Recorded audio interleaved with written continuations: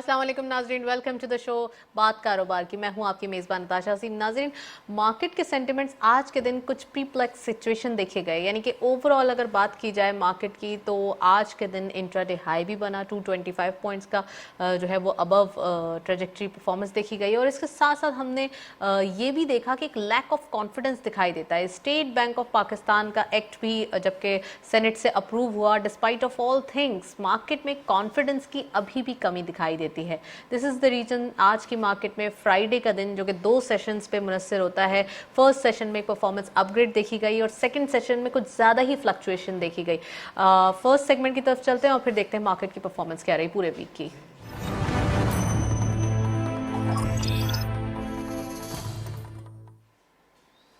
Market highlights देखते चलते हैं आज की परफॉर्मेंस। पूरे वीकली रैपअप देखते हैं। मंडे के दिन 44,923.91 पे मार्केट का क्लोजर रहा, 94.55 चेंज रहा, negative change and 160.09 malicious trade किए गए। ट्यूसडे के दिन मार्केट के अंदर फर्दर नेगेटिविटी देखी गई, बट सस्टेनेबिलिटी भी हम कह सकते हैं, कंसोलिडेशन प्रोसेस भी कह सकते हैं। 44,887.77 पे क्लोजर रहा, 36.14 पॉइंट्स जो है वो डिक्लाइन किए गए एंड 205.99 मिलिशियस ट्रेड किए गए। आप वॉल्यूम्स वाइज देख सकते हैं कि जो ट्यूसडे के दिन काम किया गया वो आज के दिन भी दोबारा जो है वो हम देख सकते हैं कि वॉल्यूम्स वाइज कुछ बेहतरी दिखाई दी है। वेडनेसडे के दिन 44,955.05 पे मार्केट का क्लोजर रहा, 67.28 गेन किए गए पॉइंट्स एंड 137.20 मिलिशियस ट्रेड किए गए। वॉल्यूम्स शिरिक कंटिन्यूसली हम देख रहे हैं इस वीक के अंदर दिखाई दिए। थर्सडे दैट इज यस्टरडे 45,083.04 पे क्लोजर रहा, 45,000 का लेवल अचीव हुआ, सस्टेन हुआ और इस वीक के अंदर ये 2 दिन हम कह सकते हैं थर्सडे एंड फ्राइडे अच्छे जो है वो देखे गए हैं। 127.99 जो है वो पॉजिटिव चेंज देखे गए, 173.38 मिलिशियस ट्रेड किए गए। फ्राइडे यानी कि आज के दिन 45,077.91 पे क्लोजर रहा, 5.13 पे जो है वो नेगेटिव चेंज रहा, 258.67 मिलियन शेयर्स का कारोबार रहा। ये था पूरे वीक की परफॉर्मेंस। ओवरऑल हम ये देख रहे हैं सेंटिमेंट्स वाइज मार्केट की अगर बात की जाए तो एक लैकलस्टर बिहेवियर भी दिखाई देता है और इसके साथ साथ इन्वेस्टर्स थोड़ा सा कॉशियस भी हैं कि वो मार्केट के अंदर एंट्री लें तो कोई डिप ना आ जाए। नेक्स्ट सेगमेंट की तरफ चलते हैं।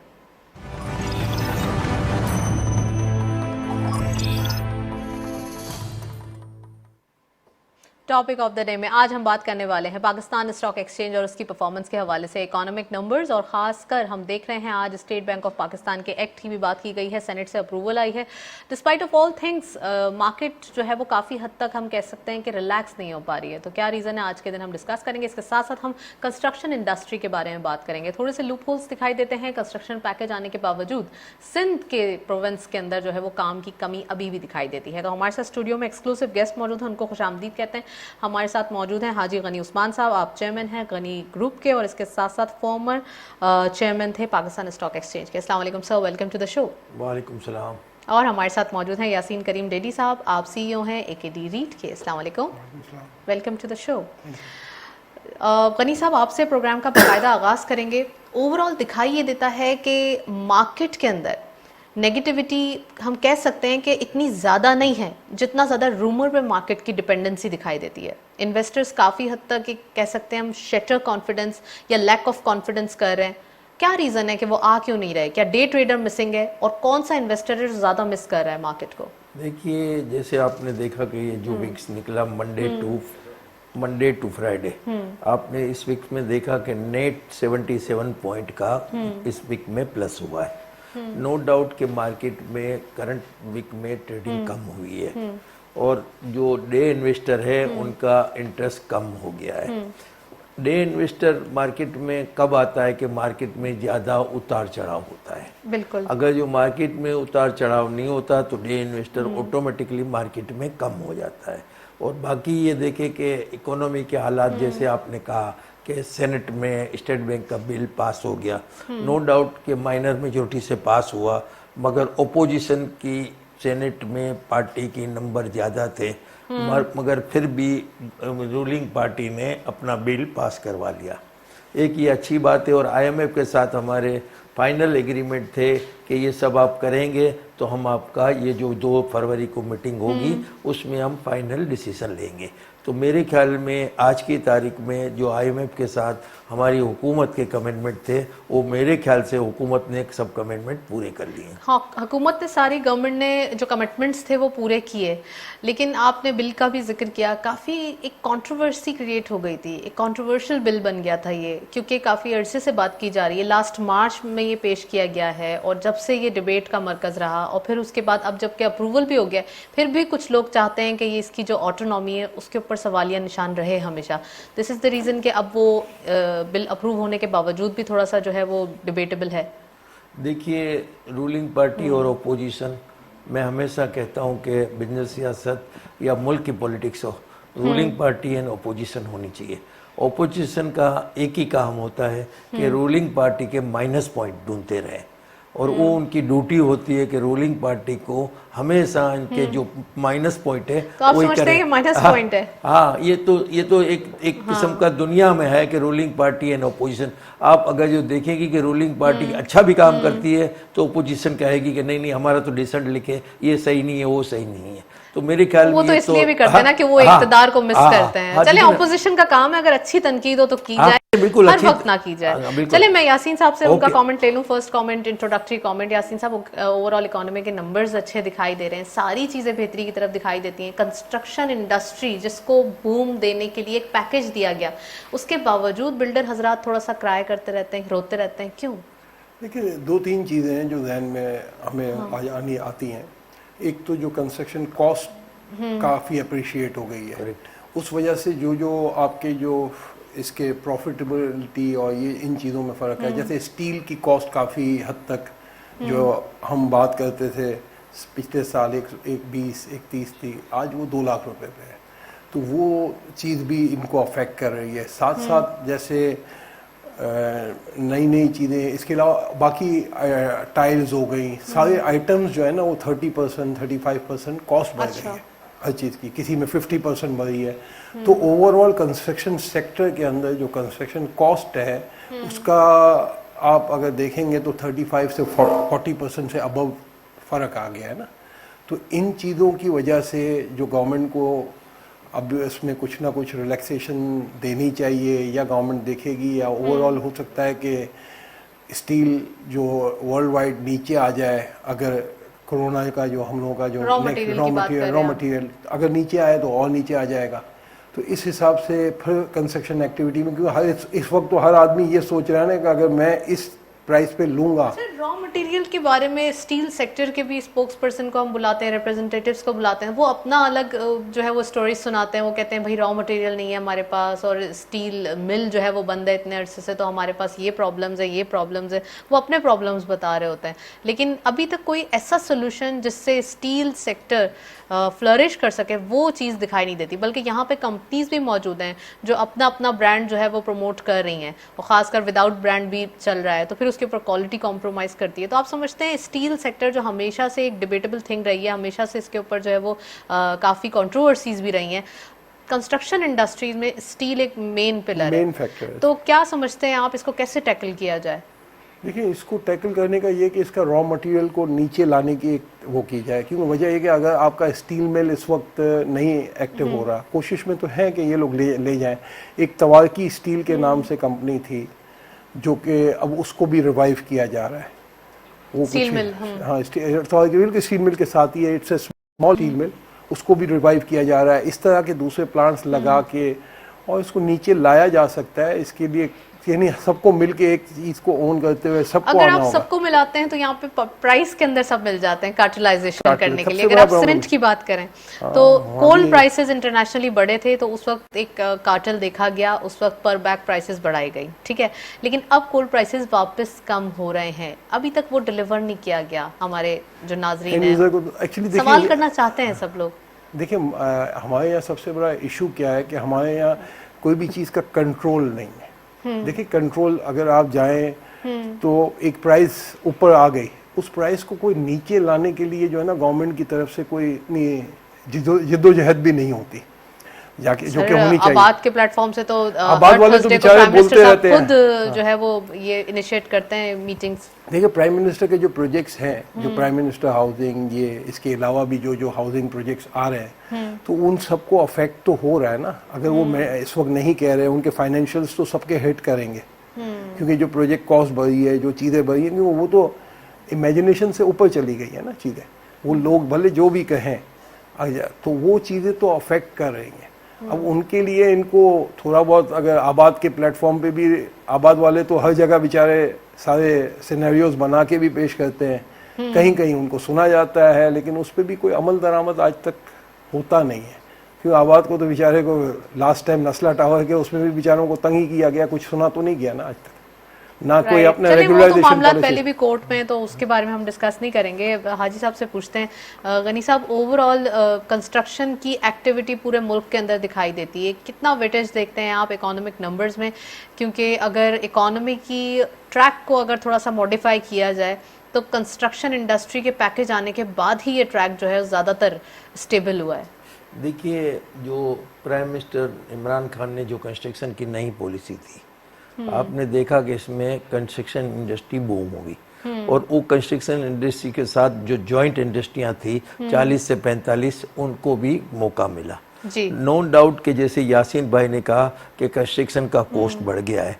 अब ये कंस्ट्रक्शन की कॉस्ट बढ़ने से लोगों को तकलीफ हुई है, और निचले लोगों की जो कैपेसिटी थी, जो उनकी अर्निंग थी, जिनकी वजह से ये पैकेज भी दिया जा रहा था, उनकी वजह से पैकेज था, मगर फिर उनको कॉस्ट बढ़ने की वजह से बुकिंग जो हो रही थी, जो कराची में हम देख रहे थे कि लोअर कॉस्ट पे बुकिंग 6,000 से लेके हाईएस्ट 11-12 हज़ार रुपये पर स्क्वायर फीट में प्लेट या घर बुक हुए हैं।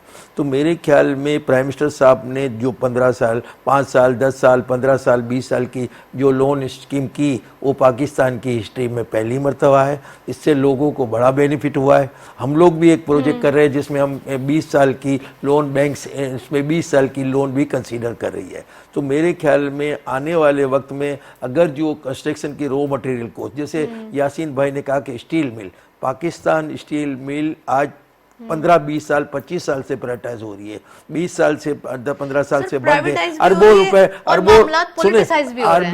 अरबों रुपए तनख्वाह में नुकसान हो गए। अब नो डाउट कि अब जो पीसी के जो नए मिनिस्टर आए, प्राइवेटाइज कमीशन के जो नए चेयरमैन आए, मेरे ख्याल में अब जो स्टील मिल में जो 5 या 7 पार्टियों ने इंटरेस्ट लिया है, तो मैं तो ये हुकूमत से यही रिक्वेस्ट करता हूँ कि अगर जो आपको प्राइवेटाइज करनी तो इमीडिएटली स्टेप लेके उसको सर्वाइव करें। क्योंकि जो पीटीआई की गवर्नमेंट है, इसके अंदर हमने देखा है कि स्टार्टिंग से बहुत से अनपॉपुलर डिसीजंस लिए गए हैं, ऐसे डिसीजंस लिए गए हैं जिसके बाद काफ़ी तनकीद हुई है, लेकिन वो मुल्क के लिए बेहतर थे, मुल्क के मफाद में बेहतर थे, और उसके बाद में हमने एक अच्छे इम्पैक्ट जो है वो आते हुए देखे। तो आप समझते हैं कि अगर ये डिसीजन जो कि ऑलरेडी एक पोलिटिसाइज है या अनपॉपुलर है, ले लेती है पीटीआई की गवर्नमेंट, तो आने वाले दिनों में इसके बहुत ज़बरदस्त समरात आएंगे? देखिए, पाकिस्तान की सबसे बड़ी स्टील मिल है, और हम स्टील इंपोर्टर है इस वक्त। नो डाउट हमारे 4-5 स्टील की कंपनियां, हमारे पास कोई और ऑप्शन नहीं है कि हम इंपोर्ट ही करना इज दी ओनली वे? देखिए ना, ये तो बात है ना कि हमारे पास रॉ मटेरियल नहीं है। जो स्टील आजकल जो बन रही है, वो भी रॉ मटेरियल हम इंपोर्ट कर रहे हैं। यासीन भाई को मेरे से ज़्यादा पता होगा कि वो रॉ मटेरियल भी हम इंपोर्ट करके सरिया बना रहे हैं। तो मेरे ख्याल में आने वाले वक्त में अगर जो जितना हो सके, मेरी हुकूमत से रिक्वेस्ट है, आपके मीडिया के चैनल के इससे, कि भाई मेरे भाई इसको जल्दी से जल्दी प्राइवेटाइज करें। जैसे आपने पहले हबीब बैंक, एमसीबी बैंकों को प्राइवेटाइज किया, दूसरी कंपनी को प्राइवेटाइज किया, उसमें हुकूमत को बेनिफिट ही हुआ है। और आज उनकी परफॉर्मेंस देख सकते हैं, आज की परफॉर्मेंस भी देख लें, उनकी सर्विस देख लें, मतलब कि आप देखें नंबर ऑफ एम्प्लॉय उनके देख लें। तो मेरे ख्याल में जो भी इंडस्ट्री है, स्टील मिल को छोड़ के भी अगर जो प्राइवेटाइज की पॉलिसी है, तो उसको जल्दी से जल्दी प्राइवेटाइज करें। राइट, जल्द से जल्द प्राइवेटाइज करें। तो प्राइवेटाइजेशन के ऊपर सवाल करते हैं यासीन साहब से। ओवरऑल प्राइवेटाइजेशन के मामला काफ़ी स्लो हो जाते हैं, हम कह सकते हैं स्लो नहीं बल्कि स्लगिश हो जाते हैं। ओवरऑल एक टग ऑफ वॉर दिखाई देता है, पॉलिटिसाइज कर दिए जाते हैं, और काफ़ी मामलात को ऐसा कर दिया जाता है कि ऐसा लगता है कि प्राइवेटाइजेशन ना करना ही इज़ ओनली सोल्यूशन। आप समझते हैं कि मुल्क के मफाद के जो एक बेहतरी के लिए सबसे ज़्यादा जो डेफिसिट में इदारे दिखाई देते हैं, उनको प्राइवेटाइज करना ज़रूरी है? बिल्कुल, प्राइवेटाइजेशन से सबसे बड़ा इशू ये है कि होना ज़रूरी ये है ना कि जितनी भी इंडस्ट्रीज़ हैं, जो भी हैं, जब तक कि प्राइवेट लोग उसके साथ वेंचर नहीं करेंगे। तो वो इंडस्ट्रीज अगर हो सकती होती तो पहले ही ये लोग फायदे में आ जाते। वो आके उसके हिसाब से नई मशीनरीज लेके आएंगे, नया इसका। अब देखें दुनिया की जो इंडस्ट्रीज हैं उसमें इसी तरह किया जाता है ना, अमेरिका में बाहर तो इसी तरह वेंचर कैपिटल फंड के थ्रू नई कंपनीज टेक ओवर होती है। वहाँ तो एसेट एक्विजिशन कंपनीज अलग होती हैं जो बाकायदा यहाँ पे भी होता है। तो इस तरीके से अगर इस तरह किया जाए तो बहुत यानी फ्यूचर है। चले बहुत फ्यूचर है। मैं आपको पॉज करूंगी यहाँ पर, एक ब्रेक की जाने चलते हैं। Stay tuned.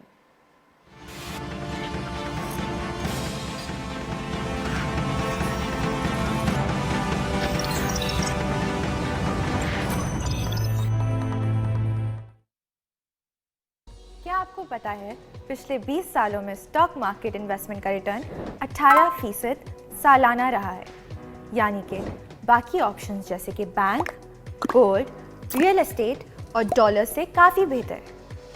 अब आप KSB की K-Trade ऐप से घर बैठे डायरेक्ट इन्वेस्टमेंट कर सकते हैं। अकाउंट ओपन करने के लिए www.ksb.com पर जाएं और ओपन अकाउंट पर क्लिक करें। ऑनलाइन फॉर्म में डिटेल्स जैसे कि नाम, एड्रेस, ईमेल और KYC डॉक्यूमेंट्स जैसे कि NIC की कॉपी, प्रूफ ऑफ फंड्स और बैंक स्टेटमेंट अपलोड करें। अब बस K-Trade अकाउंट में पैसे ट्रांसफर करें और स्टॉक मार्केट में पाकिस्तान की बेस्ट कंपनीज में बआसानी इन्वेस्ट करें। K-Trade, अब इन्वेस्टमेंट करे हर कोई।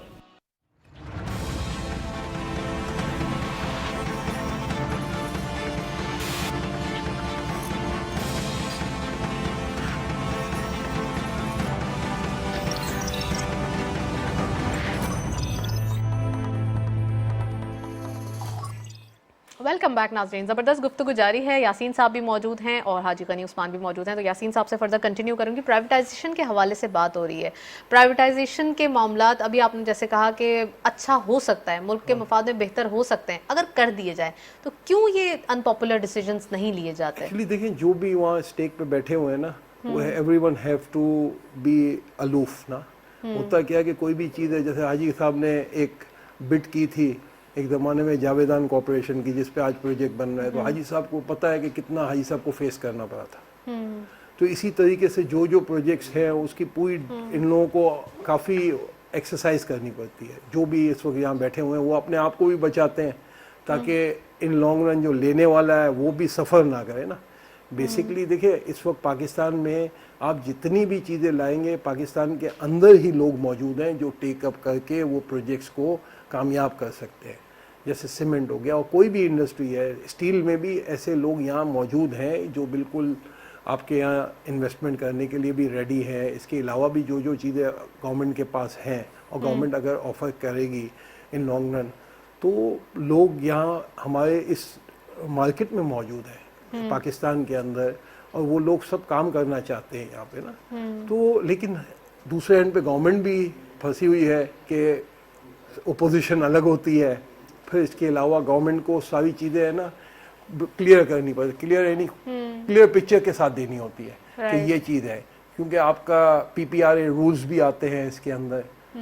तो वो सारी चीज़ों को मद्देनज़र रखते हुए थोड़ा सा आपको टाइम लगता है किसी को भी कोई भी चीज़ को एंड करने में या देने में, क्योंकि इट्स नॉट डील के हाजी साहब का प्लॉट है और कोई ले लेगा, या कोई प्रोजेक्ट हाजी साहब का है और कोई ले लेगा। ये प्राइवेटाइजेशन है, गवर्नमेंट की एक चीज़ है, गवर्नमेंट एंटिटी है, बाद में कई सवालात आते हैं, तो वो सारी चीज़ों की वजह से it takes time. This is the reason कि आपको ये टाइम लगता है। अच्छा, ओवरऑल कंस्ट्रक्शन एक्टिविटी को कैसे देख रहे हैं, जो कि अभी पैकेज आने के बाद जो पर्क्स आ रहे हैं, खासकर पंजाब गवर्नमेंट की जानिब से बड़े तेज़ी से ये दिए गए हैं अप्रूवल्स, और अगर बात की जाए प्रोजेक्ट्स की तो 1 विंडो ऑपरेशन के थ्रू ये प्रोजेक्ट्स अप्रूव करके जल्दी से उनको जो है वो टाइमली डिलीवर करने का बोला गया। अब यहाँ पे सिंध की बात करें तो अप्रूवल के मसले हैं, क्या दिखाई दे रहा है? सिंध गवर्नमेंट का इशू ये ना कि सिंध गवर्नमेंट के यहाँ अप्रूवल्स के मसले हैं, अपनी जगह पे हैं। अच्छा, सिंध में इस वक्त थोड़ा बहुत इशूज़ ये है कि कुछ डिपार्टमेंट्स की वजह से कोई भी आके हेड नहीं कर पा रहा SBCA को कि आके यानी कोई प्रोसेस को फास्ट करे, क्योंकि नेचुरली हर जगह से उनको भी बॉटल नेक्स है उनके साथ। क्योंकि अगर एक आदमी आके सीट पे बैठ के काम करता है तो उनके साथ बॉटल नेक्स होंगे हर लेवल पे, तो वो परफॉर्म नहीं कर सकेगा। इस तरीके से पंजाब के अंदर बॉटल नेक्स नहीं है इनके साथ, ये थोड़ा सा है। बाकी थोड़ा सा सिंध का वैसे भी रूटीन वाइज भी थोड़ा दे आर स्लो, उस मामले में पंजाब वाले ज़रा फास्ट हैं, वो चाहते हैं। और ये फेडरल पीटीआई गवर्नमेंट भी है, फेडरल गवर्नमेंट और प्रोविंशियल गवर्नमेंट का गैप है। गैप है क्योंकि वो प्रोविंशियल गवर्नमेंट अपने हिसाब से चीज़ों को लेके चल रही है, और दूसरा ये कि उनके साथ बॉटल नेक्स ज़्यादा है। क्यों बॉटल नेक्स आप समझते हैं कि इस वक्त सबसे बड़ा इशू प्रोविंशियल गवर्नमेंट के लिए इस डिपार्टमेंट के अंदर बॉटल नेक्स है, क्योंकि हर चीज़ को जो है ना, यानी आपके पास जो एनओसी ले भी लेते हैं तो उसके ऊपर भी डिपार्टमेंट्स में इस वक्त अच्छा, एनओसी के लिए भी वन विंडो ऑपरेशन नहीं है, उसके लिए भी प्रॉब्लम्स हैं। वो भी आपको कोई एनओसी कहाँ से लेनी है, कोई एनओसी कहाँ से लेनी है। बेसिकली देखिए, अब के इलेक्ट्रिक है, वाटर सेवरेज बोर्ड है, वो सारी चीजें तो एक बिल्डर की नॉलेज में है कि ये करना होता है। अब वो भी अगर ये वन विंडो कर दें, एसबीसीए के अंदर ही डिपार्टमेंट में आ जाए और सारी चीजें कर दें तो बेस्ट हो जाएगा। फॉर द टाइम बिंग ये चीज़ों की इस वक्त कराची के अंदर, खासतौर पे कराची में लैग कर रहा है। कराची में नीड बहुत ज़्यादा है, लेकिन आप नहीं समझते कि वो पैकेज आने के बाद जो प्रोजेक्ट्स उन्हें बिल्डर्स को डिलीवर करने थे टाइमली, वो अभी तक अप्रूवल में गए हुए हैं। जब वो अप्रूवल से होकर आएंगे तो इतना टाइम तो बचेगा ही नहीं। हाँ, वो तो यहाँ पे ये इशू है इस वक्त सिंध के अंदर, इतने अप्रूवल्स मिल भी नहीं रहे, नए लोग भी नहीं आना चाह, अभी इस वक्त लोग अप्रूवल्स में जाना भी नहीं चाह रहे कि कोई नया। तो ऑलरेडी हंड्रेड्स ऑफ अप्रूवल्स के लिए तो वैसे ही प्रोजेक्ट्स पड़े हैं। यानी और इस वक्त आप देखें ना, स्कीम 33 के प्रोजेक्ट्स हैं, काफ़ी प्रोजेक्ट्स अप्रूवल में इस वक्त अभी तक हो नहीं रहे। लेकिन मैंने नोट किया है कि इस वक्त चीफ मिनिस्टर ने टेकअप किया था इस दफ़ा पहले भी इशू, रेगुलराइजेशन पॉलिसी भी लाने के उसमें है, और वो यहाँ पे लाए थे और वो गया भी था, उसमें भी टाइम लगेगा, हो जाएगा। सब चीज़ों का एक टाइम होता है, तो थोड़ा टाइम लगेगा, हो जाएगा इंशाल्लाह। राइट, चलिए स्टॉक मार्केट के हवाले से बात करते हैं। गनी साहब, ओवरऑल स्टॉक मार्केट के जो एक प्रॉब्लम्स दिखाई दे रहे हैं, लैक ऑफ कॉन्फिडेंस जिसकी मैं बात कर रही थी, ये कॉन्फिडेंस कब तक बिल्डअप होगा मार्केट के अंदर, और खासकर जो इन्वेस्टर्स वेट कर रहे हैं क्लैरिटी का आईएमएफ के हवाले से, जो 2 फ़रवरी को मीटिंग है, कब तक ये सारी चीज़ सेटल होती हुई दिखाई देंगी? देखिए, इस वक्त स्टॉक एक्सचेंज के लिए 2 मसले थे कि इंटरेस्ट रेट नया करंट बढ़ेगा, मगर लास्ट पॉलिसी, अब मॉनेटरी पॉलिसी में आपने देखा कि इंटरेस्ट रेट को सेम रखा गया। दूसरा ये था कि आईएमएफ के साथ अगर जो आपने जैसे अभी कहा कि आईएमएफ के सब फॉर्मेलिटी हुकूमत ने कंप्लीट कर ली है, तो मेरे ख्याल में अब आने वाले वक्त में स्टॉक एक्सचेंज में स्टेबिलिटी हो जाएगी। नो डाउट कि पाकिस्तानी लोगों के पास कैश फ्लो है, और आप अभी अर्निंग भी देखें तो माशाल्लाह अच्छी कंपनियां हैं, जो मैं कंपनियों के नाम नहीं लेता, उनके अर्निंग अगर जो आप देखें तो ऐसी कंपनियां हैं कि जिसकी 6 रुपये अर्निंग है और 23 रुपये में शेयर मिल रहा है, या 2 रुपये अर्निंग है और 8 रुपये में शेयर मिल रहा है, या 24 रुपये। सेक्टर तो क्लैरिफाई कर सकते हैं, सेक्टर कौन से? मतलब आप बैंकिंग सेक्टर को देख लें कि बैंकिंग सेक्टर में आपने लास्टली 3rd क्वार्टर के आपने जो रिजल्ट देखे थे और 4th क्वार्टर के रिजल्ट विद इन 1.5 मंथ आएंगे, और मुझे उम्मीद है कि इसके डिविडेंड भी, इनके जो मार्केट वैल्यू है इस लिहाज से डिविडेंड भी बड़े अच्छे आएंगे। तो लोगों को इंटरेस्ट थोड़ा लेना चाहिए। नो डाउट कि करंटली थोड़ा सा सेविंग में इंटरेस्ट बढ़ गया है लोगों का। इंटरनेशनल इन्वेस्टर जो पाकिस्तान में आते थे वो रोशन अकाउंट में इनका ज़्यादा इंटरेस्ट बढ़ गया है, तो मेरे ख्याल में रोशन अकाउंट में उन्हें 11% और 7% डॉलर में इंटरेस्ट मिल रहे हैं, तो लोग उस तरफ भी जा रहे हैं इस इक्विटी मार्केट में। और इंटरनेशनल इक्विटी इन्वेस्टर जो है उन्होंने इक्विटी मार्केट से अपने पैसे विड्रॉ किए due to devaluation of dollar.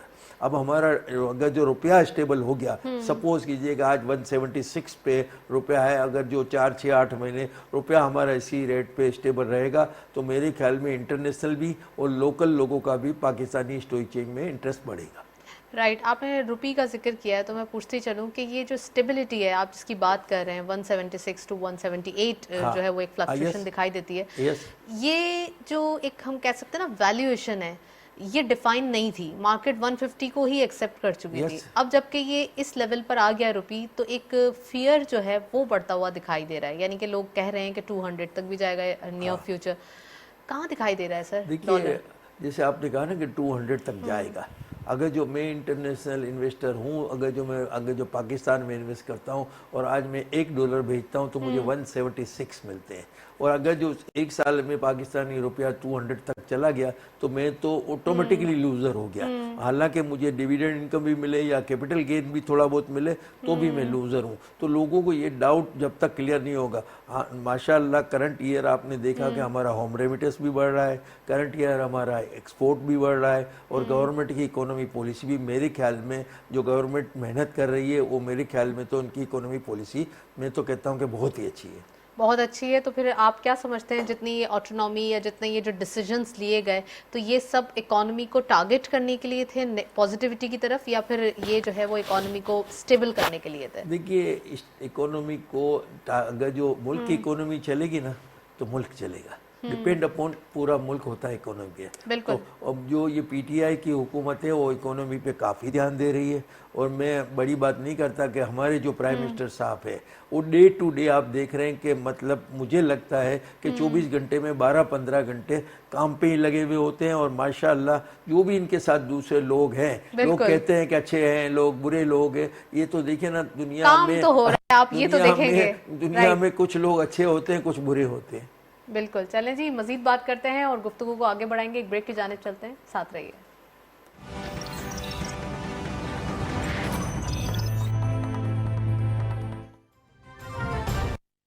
क्या आपको पता है पिछले 20 सालों में स्टॉक मार्केट इन्वेस्टमेंट का रिटर्न 18% सालाना रहा है, यानी कि बाकी ऑप्शंस जैसे कि बैंक, गोल्ड, रियल एस्टेट और डॉलर से काफ़ी बेहतर।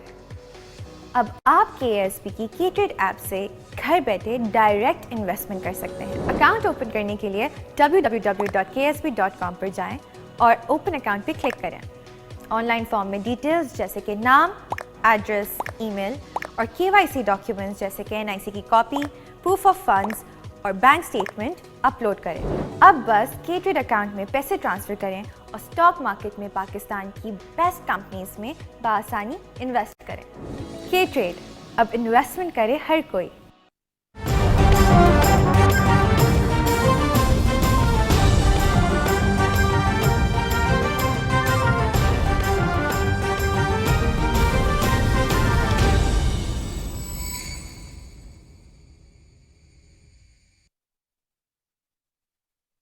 अल्लाहु अकबर, अल्लाहु अकबर, अल्लाहु अकबर,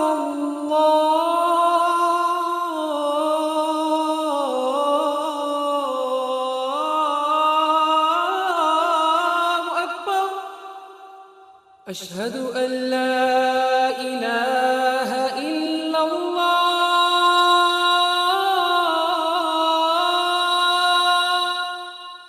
अशहदु अल्ला इलाहा इल्लल्लाह, अशहदु अन्ना मुहम्मदुर रसूलुल्लाह,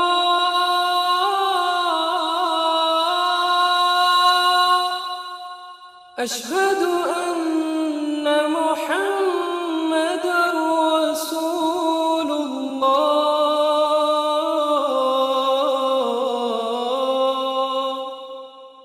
हय्य अला अस्सलाह,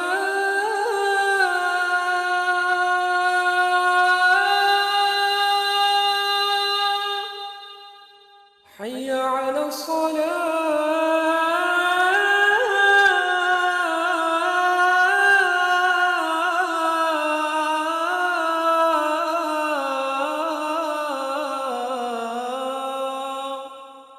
हय्य अलल फलाह,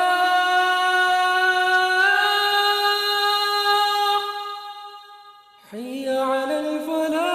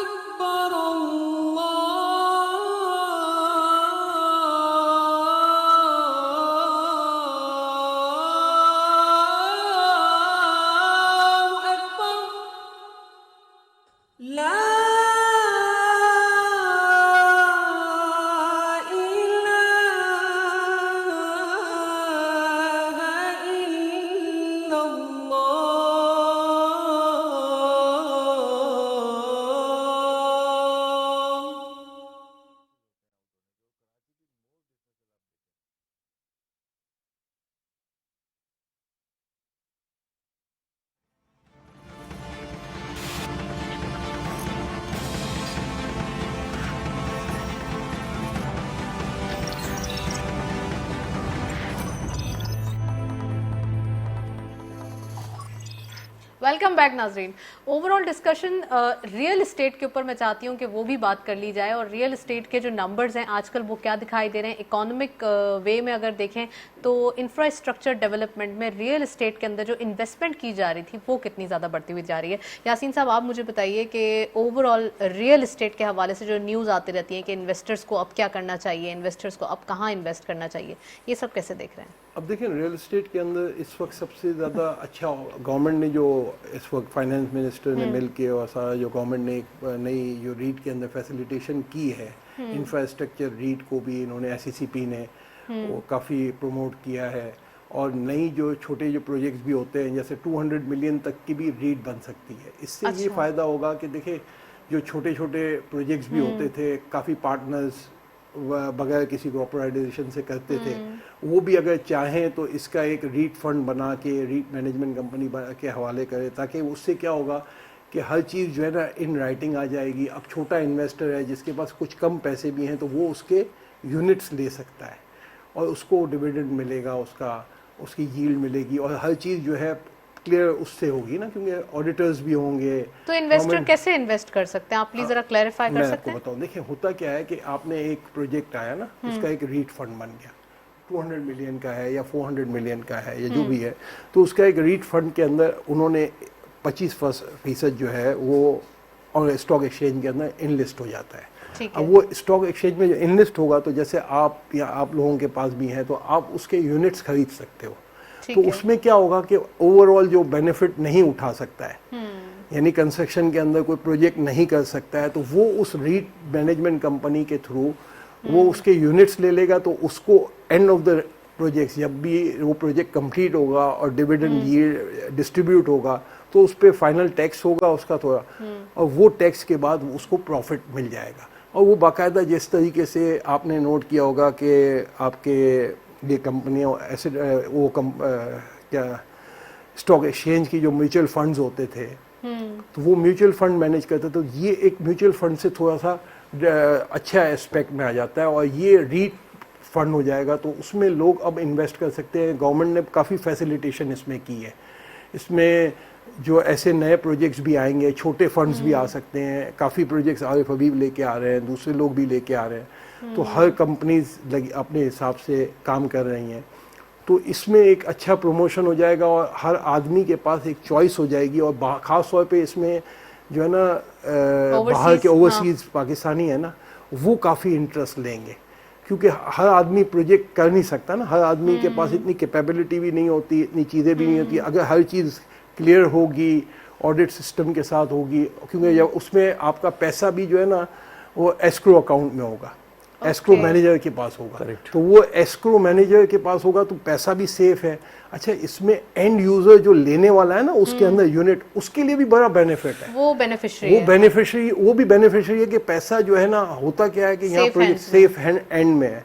तो गवर्नमेंट ने काफ़ी ये इकदाम बहुत अच्छा किया है, जिसकी वजह से लगता है कि इन फ्यूचर जो है लोगों को आना चाहिए। लोग अभी आ रहे हैं, कुछ लोग आ रहे हैं, लेकिन ये आम आदमी के लिए भी है। यानी एक बहुत सारे लोगों को अवेयरनेस भी नहीं होती, तो एक आम आदमी के लिए, एक बिल्कुल नॉर्मल मैन के लिए कैसे आप जो है वो क्लियर कर दूं यासीन भाई की बात को मैं थोड़ा सा क्लियर कर देता हूं। जी, कनी साहब कुछ कहना चाह रहे हैं। देखिए, जैसे यासीन साहब ने कहा ना कि रीट है ना, दो किस्म की रीट है।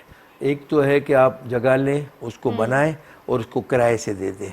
और इसके जो भी लिस्टेड है, जैसे एक कंपनी पाकिस्तान में लिस्टेड है DCR, डोलमिन माल के शेयर लिस्टेड है, वो रेंटल रीज है। एक होती है रेंटल रीज, और एक जो अभी रीट आ रही है ना, जैसे यासीन भाई ने कहा कि अब आएगी कंस्ट्रक्शन की रीट आएगी, इंफ्रास्ट्रक्चर डेवलपमेंट की रीट आ रही है। उसमें आपने एक प्रोजेक्ट शुरू किया, तो आप एक जमीन खरीदेंगी। मैं आपको क्लियर इसलिए कर रहा हूँ कि पब्लिक को पूरा कि आपने एक ग्रुप बनाया, जैसे यासीन ने, मैंने एक कंपनी बनाई, और यासीन और हम अगर जो पहले लैंड खरीदेंगे, लैंड खरीदने के बाद एक रीट कंपनी में उस लैंड को हम सेल करेंगे। ठीक है। उस लैंड को रीट कंपनी ने खरीदा और रीट कंपनी फिर अपने सर्टिफिकेट पब्लिक को ऑफर करेगी। अच्छा। और आप 10 रुपए की रीट, अगर जो 10 रुपए की एक सर्टिफिकेट, जैसे आप लिस्टेड कंपनी होती है, फ्लो लिस्टिंग होती है, तो आप उसके शेयर खरीदेंगे और 4 साल के बाद वो अगर जो प्रोजेक्ट पूरा हो जाएगा तो वो रीट पूरी खत्म हो जाएगी और उसके ब्रेकअप पे आपके शेयर के पैसे आपको वापस मिल जाएंगे। राइट, चलें जी, मजीद डिस्कशन करेंगे, लेकिन अभी हम चलते हैं नेक्स्ट सेगमेंट की तरफ। हाँ बिल्कुल सही।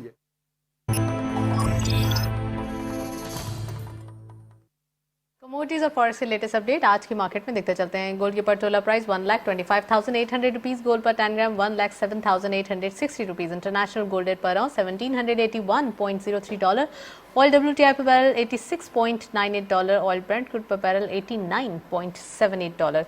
हम देख सकते हैं ऑयल प्राइसेस इंटरनेशनली 90 डॉलर के करीब दिखाई दे रही है। दिस इज द फैक्ट कि कमोडिटी प्राइसेस काफ़ी इन्फ्लेशनरी या फिर हम कह सकते हैं हाई फ्लाई करते हुए दिखाई दे रही है। करेंसीज में सबसे पहले यूरो बाइंग रही 197 rupees, selling was 199 rupees. UK pound buying रही 237 rupees, selling was 239.50। US dollar buying रही 177.30, selling was 178.70। Chinese yuan buying रही 23.50, selling was 23.90। Saudi riyal buying रही 46.80, selling was 47.30। UAE dirham buying at 49 rupees, selling was 49.50। Kuwaiti dinar buying रही 481.85, selling was 484.35। And lastly Omani riyal buying रही 392.85, selling was 394.88। ये था forex और commodities का latest update. Overall दिखाई ये दे रहा है कि डॉलर की जो एक हम कह सकते हैं कि एप्रिसिएशन डेली बेसिस पे दिखाई दे रही थी, वो थोड़ी सी पॉज होती हुई दिखाई दे रही है, लेकिन ओवरऑल प्राइसेस जो है वो हायर साइड पे ही दिखाई दे रहे हैं। रुपये की डेप्रिसिएशन जो है वो थोड़ी सी हम कह सकते हैं कि रुक गई है, लेकिन ओवरऑल जो एक सेंटिमेंट्स हैं वो नेगेटिव ही दिखाई देते हैं। तो दोनों गेस्ट हमारे साथ मौजूद हैं, उनसे मजीद बात करते हैं। यासीन साहब, इन्होंने रीट के बारे में काफ़ी जो है वो क्लियर किया है, यही क्लैरिटी इन्वेस्टर्स भी चाहते हैं, लेकिन जो अब इन्वेस्टमेंट के बारे में कहा यह जा रहा था कि रियल एस्टेट से ज़्यादा पर्क्स स्टॉक मार्केट के अंदर मौजूद हैं या स्टॉक मार्केट से ज़्यादा पर्क्स फिक्स डिपॉजिट में मौजूद है, तो आप कहाँ समझते हैं कि सबसे बेस्ट ऑप्शन कौन सा है इन्वेस्टमेंट पॉइंट ऑफ व्यू से? देखिए, जो स्टॉक मार्केट में आप इन्वेस्टमेंट करते हैं डिविडेंड यील्ड के ऊपर करते हैं तो इट्स गुड, लेकिन वैसे देखा जाए तो रियल एस्टेट के अंदर जो इन्वेस्टर्स जब भी एंटर होते हैं तो they are very safe. Okay, they are very safe, क्योंकि बेसिक होता ये है ना कि जो प्लॉट लेते हैं वो प्लॉट के प्राइजेस विद टाइम जब भी आबादी होती है तो बढ़ जाते हैं, तो ये ऑप्शन तो हमारे पास जो है रहेगा ही। और रियल एस्टेट के अंदर हमारे पास जितनी भी रिक्वायरमेंट है वो बढ़ती जा रही है हमारी पॉपुलेशन के हिसाब से भी, और जितना भी हम काम कर रहे हैं, जितने अप्रूवल्स आपके इस साल हुए हैं, इससे ज़्यादा हमारे पास रिक्वायरमेंट्स हैं। तो ये तो आप कह ही नहीं सकते कि रियल एस्टेट की कोई मैच है। आई डोंट थिंक सो कि रियल एस्टेट का कोई मैच हो सकता है। राइट। चलें जी, मजीद गुफ्तगू को जारी रखेंगे, एक ब्रेक के जाने चलते हैं, साथ रहिए।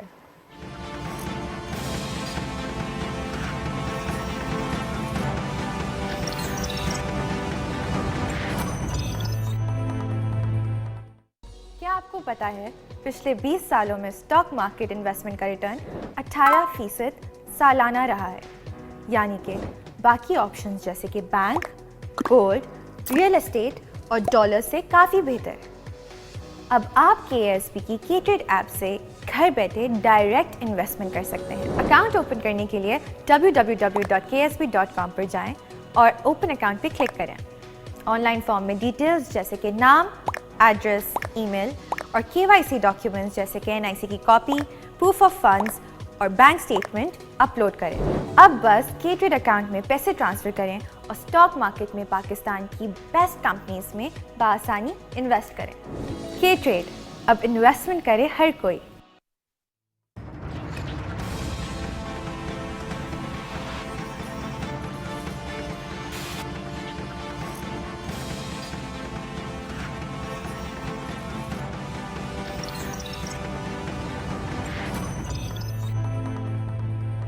वेलकम बैक नाजरीन। ओवरऑल दिखाई ये दे रहा है कि जो वैल्यूएशन के हवाले से बात करें अगर डॉलर के प्राइस की, तो इंडस्ट्रीज कहाँ सफ़र कर रही हैं। कुछ कहते हैं कि वो एक्सपोर्ट कर रहे हैं तो उनको ये इश्यूज़ हैं, कुछ कह रहे हैं कि वो इंपोर्ट कर रहे हैं तो उनको टैक्सेस के हवाले से और वैल्यूएशन के हवाले से इश्यूज़ हैं। तो हाजी साहब हमारे साथ मौजूद हैं, उनसे मजीद पूछते हैं। गनी उस्मान साहब, ओवरऑल वैल्यूएशन कितना ज़्यादा इम्पैक्ट कर रही है इम्पोर्ट और एक्सपोर्ट को और ख़ासकर इंडस्ट्रियलाइजेशन को? देखिए, पाकिस्तान में इस हुकूमत ने आपने देखा कि 2-3% पे इंडस्ट्रियल लोन दी और उस इंडस्ट्रियल की लोन की वजह से ही हमारा इंपोर्ट बिल बढ़ा। अच्छा। और उसमें 500 बिलियन की मशीनरी इंपोर्ट हुई है। Turf financing. हाँ, जो गवर्नमेंट ने इंडस्ट्रियल डेवलपमेंट के लिए अभी आपसे 2 महीने आगे देखा था कि 2 या 3% पे लोन दी, तो वो मशीनरी पूरी पाकिस्तान आ रही है। बिल्कुल। और वही लोग जिन्होंने जो लोन लिए और 50% लोन है, 50% अपने पैसे लगाएंगे तो वो इंडस्ट्री भी डेवलप होगी। अब ये है कि आपकी जो एक्सपोर्ट इंडस्ट्री है उसमें अगर जो रॉ मटेरियल की कॉस्ट ज़्यादा है तो रुपया डिवैल्यू होता है तो एक्सपोर्ट में बेनिफिट हो जाता है। जैसे आज आप एक्सपोर्ट करते हैं आपको 178 मिले और जब आप रिसीव करते हैं तो आपको 182 मिलेंगे, तो आपको 2-3% का बेनिफिट होता है। तो एक्सपोर्ट इंडस्ट्री में पाकिस्तान के लिए बहुत ही गुंजाइश है कि सब्जेक्ट टू ये कि रॉ मटेरियल हमें थोड़ा सा सस्ता मिलना चाहिए। सस्ता मिलना चाहिए, चाहे वो कोई भी किस्म का जो है वो किसी भी इंडस्ट्री का रॉ मटेरियल हो। आप समझते हैं कोई भी इंडस्ट्री चलानी हो तो हम कहते हैं कि किसी भी मुल्क के लिए इकॉनमी को सही रास्ते पे लाने के लिए इंडस्ट्रियलाइजेशन, खासकर लार्ज स्केल मैन्युफैक्चरिंग और स्मॉल यानी कि SMEs की जो हम कह सकते हैं कि इंटरप्राइजेस की ज़रूरत होती है। तो overall thank you so much, आप लोगों का बहुत बहुत शुक्रिया। हाजी साहब आप हमारे साथ मौजूद थे, यासीन करीम लेडी साहब आपका भी बहुत बहुत शुक्रिया, आपने प्रोग्राम में ज्वाइन किया। ओवरऑल इंडस्ट्रियलाइजेशन की बात की जाए या फिर इकोनॉमिक नंबर्स की बात की जाए, दोनों ही काम अभी सही रास्ते पे होते हुए दिखाई दे रहे हैं। बात सिर्फ इतनी है कि तनकीद ना की जाए बल्कि राय दी जाए अगर वो भी प्रोडक्टिव हो तो। That's all. प्रोग्राम को वाइंड अप करते हैं, इजाजत दीजिए, अल्लाह हाफिज।